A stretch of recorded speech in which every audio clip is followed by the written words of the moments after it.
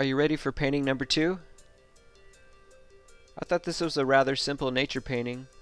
The mountain's simple, the water's simple, and the sky is simple. So I thought it'd be good for a beginner or somebody just starting out. So let's go ahead and get started. The first step is to spray a light to medium layer of blue here in the center of the painting. This is going to be the base color for the mountain.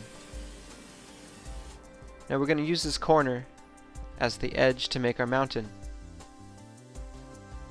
Just place it into the wet paint and smear in a curved form downward. You want to make sure you get a nice slope instead of getting a triangular shape. That's going to make the difference and make the mountain look more realistic. And you want to use very light pressure. Now you can make another peak just by spray along the front of the painting and along the left side here. This is going to create some distance in between the first set of bushes and trees we made and the second set that we're going to make.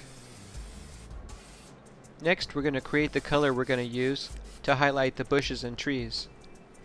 Take a planet stencil and turn it upside down and spray some green onto it. Next, spray some yellow on top of the green. Next, we're going to use a paper towel to highlight the bushes and trees. Take your sheet of paper towel and make sure you leave spaces of black showing in between. Take your palette knife and start eyeing your trunk. You want to make sure you break up the trunk and leave spots that don't show.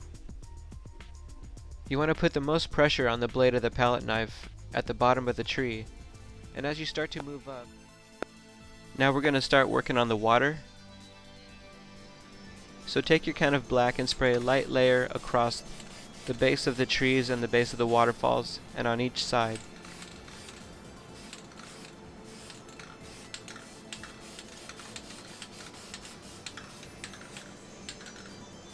If you're worried about getting black on your waterfalls, you can use a straight edge to block that area. Next, place your straight edge at the base of the waterfalls and lightly spray white, hitting the straight edge. The overspray left over creates a nice mist for the waterfalls. Now you can create some highlights in the water that the waterfalls are making. Now we're almost done with this painting. By lining up your straight edge, I usually step back and take a look and see if there's anything I'd like to add. And I want to add some highlights to these bushes. So just take your sock and hold it like I showed you earlier. Now lightly dab the sock onto the dark area just above the waterfalls to create some highlights in these bushes.